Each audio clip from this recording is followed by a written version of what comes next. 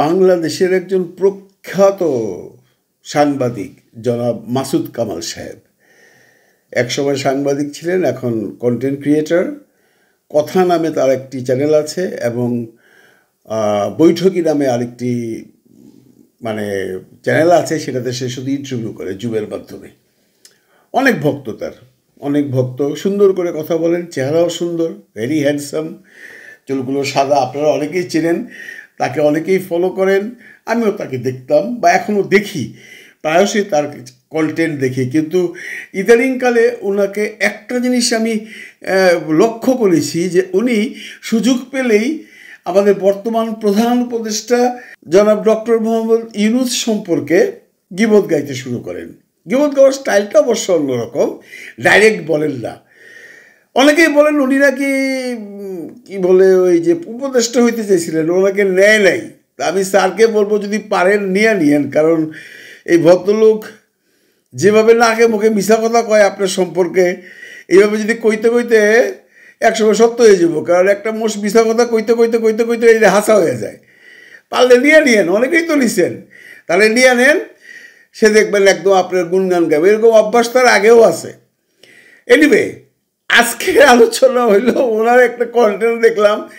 Yunus sir গতকালকে the garden পত্রিকায় একটা ইন্টারভিউ দিয়েছে। ওই পত্রিকা অনেক কথাবার্তা বলছে, সাংবাদিক তার প্রশ্নগুলা ইউনূস সাহেবের কাছে রাখছেন, ইউনূস সাহেব উত্তর দিচ্ছেন।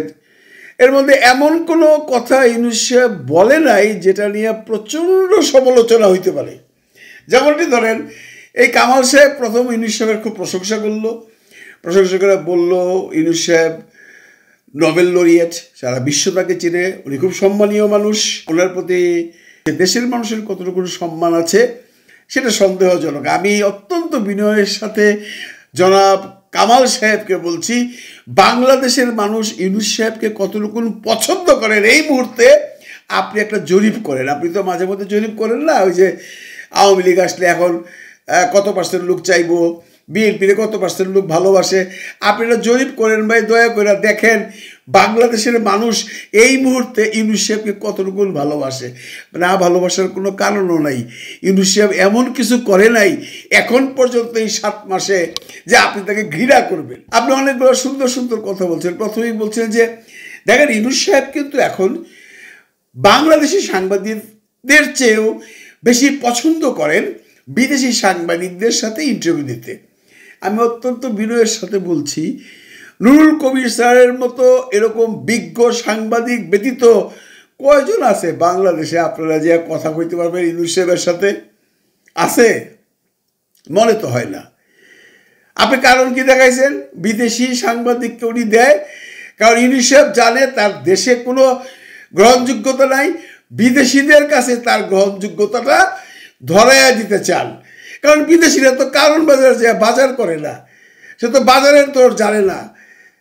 কামাল সাহেব বুকে হাত দিয়ে বলেন তো, গত রোজার চেয়ে এই রোজায় বাজারের দ্রব্যমূল্য কম না বেশি?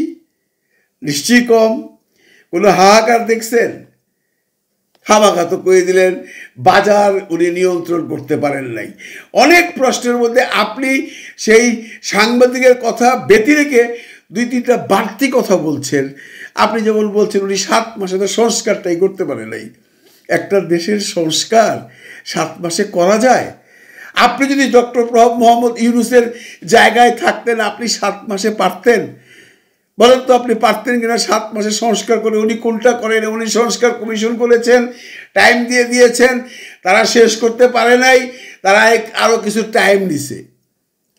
তারপরে আপনি বলছেন এক সময় আপনার এই কথায় যে ইউনূস সাহেব তো এই যে কোটি কোটি টাকা হাসিনারা নিয়ে গেছে সেটা ফেরত আনবে, ওনার এত ক্ষমতা, সারা বিশ্বে তার এত প্রতাপ, কই উনি তো এই 7 মাসে 1টি টাকাও আনতে পারে নাই।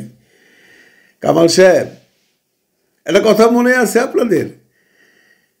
শেখ হাসিনা যখন ছিল পাওয়ারে তখন বাংলাদেশি টাকা নাকি তারেক জিয়া এবং তারেক পরিবার কোটি কোটি ডলার সুইস ব্যাংকে রাখছে, নিয়ে গেছে, উনি আনার চেষ্টা করতেছে। 16 বছরে পারে নাই। আদৌ আছে কিনা সেটা পরের প্রশ্ন। 16 বছরেও পারে নাই। আর আপনারা এখন বলতেছেন যে 7 মাসের মধ্যে কেন হাসিনার টাকাটা ইউনূস আনতে পারলো না। ইউনূস এত ক্ষমতাশালী লোক। ভাই, আপনি তো একজন উচ্চ শিক্ষিত মানুষ। আপনি যখন এই সমস্ত কথাবার্তা বলেন না, তখন আমার সত্যি সন্দেহ হয় আপনি কোন ইউনিভার্সিটিতে পড়ছেন। আপনি আইন জানেন, আদালত জানেন, নিয়মকানুন জানেন, সিস্টেম জানেন, সব কিছু যাই নাও এই ঘুম থেকে উঠাই ইউনূস সাহেব কী করলো, ইউনূস সাহেব কোথায় গেল, ইউনূস সাহেব কোনটা ভুল করলো, ইউনূস সাহেব কোনটা কী করলো, কইতেই আছেন। থামাথামির নামে কোনো ফুল স্টপ নাই। কোনো সময় কইছেন ইউনূস সাহেব যে একটা ভালো কাজ করছে? একটা দুটো প্রমাণ দেই। যখন ওই যে দুবাইয়ের ছেলেগুলোরে ইউনূস সাহেব একটা টেলিফোন করে আমিরের সাথে কথা বলে ওদের মাপ করে নিয়ে আসলো, জেল থেকে বাই করলো, একবারও প্রশংসা করছেন? করেন নাই তো।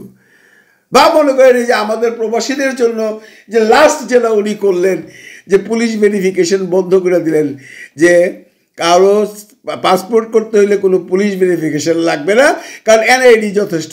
এটা কোনো কাজ করে নাই। আমি এরকম ছোট ছোট অনেক কাজ বলতে পারি, সেগুলো বলে শেষ করা যাবে না।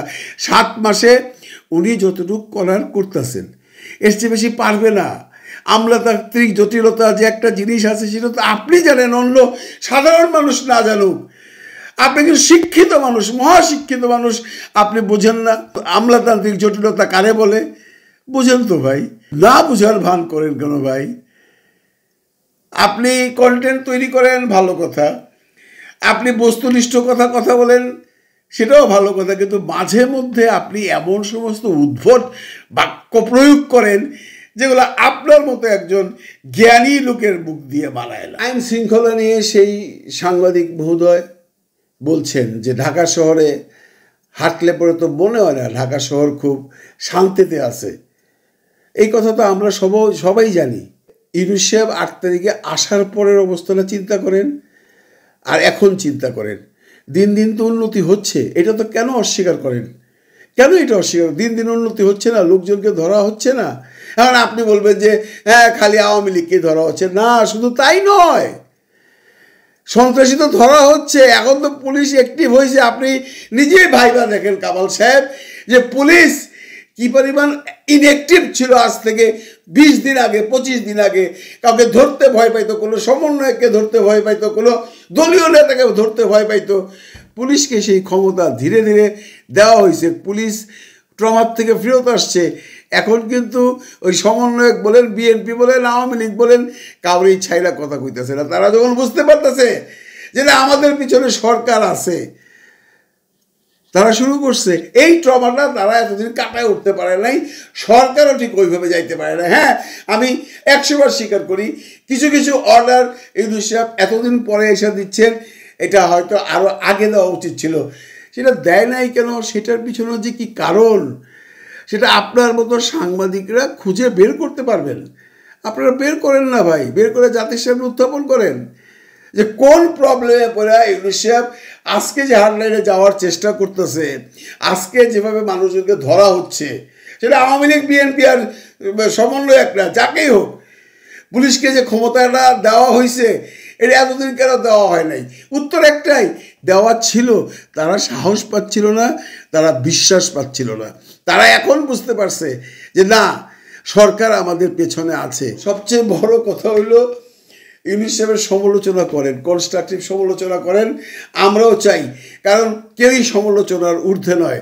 কিন্তু এমন কোনো কথা বললেন না যেটা বললে পরে সাধারণ মানুষ মিসগাইডেড হয়ে যায়। কারণ আপনাকে অনেকেই রেসপেক্ট করে, আপনাকে অনেকেই বিশ্বাস করে, আপনাকে অনেকেই শ্রদ্ধা করে, আপনার কথার একটা মূল্য আছে। আর আমি এই ভিডিওর মাধ্যমে বলবো, সরকারের দৃষ্টি আকর্ষণ করবো, পারলে কামাল সাহেবের উপদেষ্টা বানায় দেন। অনেকেই তো বানাইছেন, বানায় দেন, কিছুদিন চুপ থাকুক। নইলে এই ভদ্রলোক ইউনূস সাহেবের কোনো কিছু হইলেই ব্লগ বানাইব, কন্টেন্ট বানাইব, একদিক দিয়ে ইনকাম করব, আরেকদিকে আপনাদেরকে খেপাইব জাস্ট ওইখানে যাওয়ার জন্য।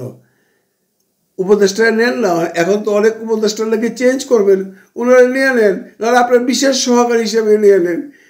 তাহলে তো বেচারার একটা কিছু হয়, অন্তত আমরা বাইচা যাবো। রোজ সকালবেলা ওইটা একটা ইউটিউব কন্টেন্ট দেখতে বলে ওনার, আর ওনার কাছ থেকে মানুষের গীবত শুনতে হইব না। ভালো থাকেন সবাই। ভালো রাখেন সবাইকে। খোদা হাফিজ।